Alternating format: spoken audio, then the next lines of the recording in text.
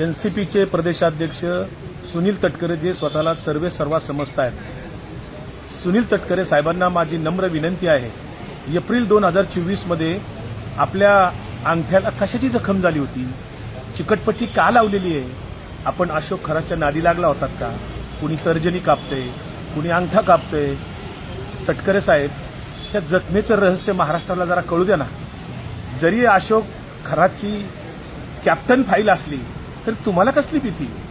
तुम्ही खरं खरं बोला साहेब, तुम्ही ज्येष्ठ नेते आहात, महाराष्ट्राला कळू द्या त्या अंगठ्याला जखम एप्रिल 2024 मध्ये कशाची झाली होती. कुठे आपण रक्ताची कुठे अभिषेक वगैरे केला होता का, कुठे होम हवन केलं होतं का. अशोक खरातांच्या नादी तर आपण लागलेल्या नव्हतात ना. कारण अनेकांनी तिथे काही कर्मकांड केलेले आहेत. आपलेही फोटो अशोक खरातांच्या सोबत आहेत. जरा त्या जखमेचं रहस्य महाराष्ट्राला कळू द्या. असं आहे की विकास लवांडे हे ज्या गावात राहतात तिथे त्याने कुत्र देखील विचारत नाही.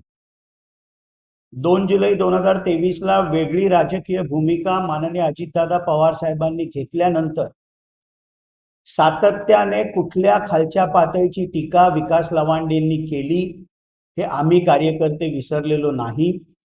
ज्या नरकयातना माननीय अजितदादा पवार साहेबांना जिवंतपणे राष्ट्रवादी काँग्रेस पार्टी शरदचंद्र पवार गटाने दिल्या हे देखील आम्ही विसरलेलो नाही. आज जे फोटो दाखवून ट्विट विकास लवांडेंनी केलंय ते अत्यंत नीच आणि खालच्या पातळीचं कृत्य आहे.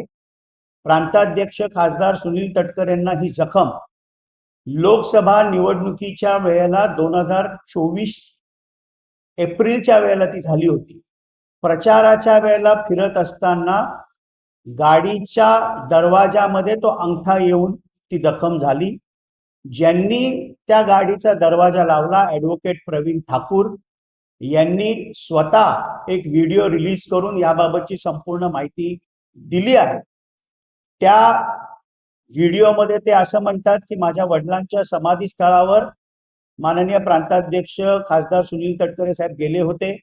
मला ते कळल्यानंतर मी त्यांची भेट घ्यायला गेलो. रस्त्यामध्ये आम्ही दोघं जण भेटलो.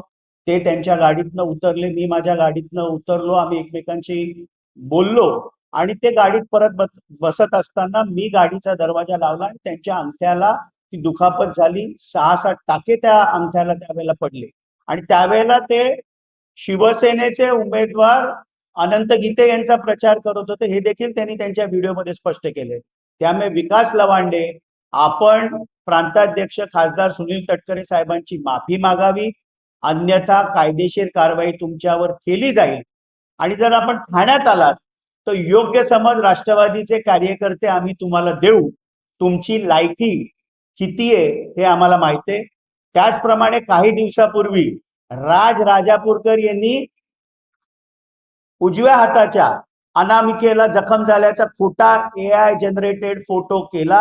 राज राजापूरकरांना देखील विनंती आहे त्यांनी माफी मागावी, नाहीतर ते तर ठाण्यातच राहतात, त्यांना तर समज द्यायला आम्हाला काही वेळ लागणार.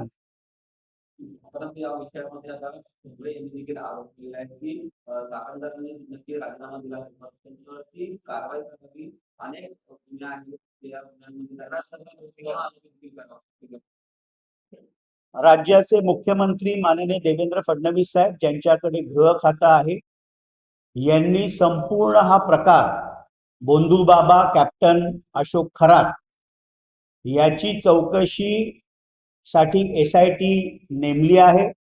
त्या SITच्या प्रमुख वरिष्ठ महिला IPS अधिकारी तेजस्विनी सातपुते मॅडम आहेत.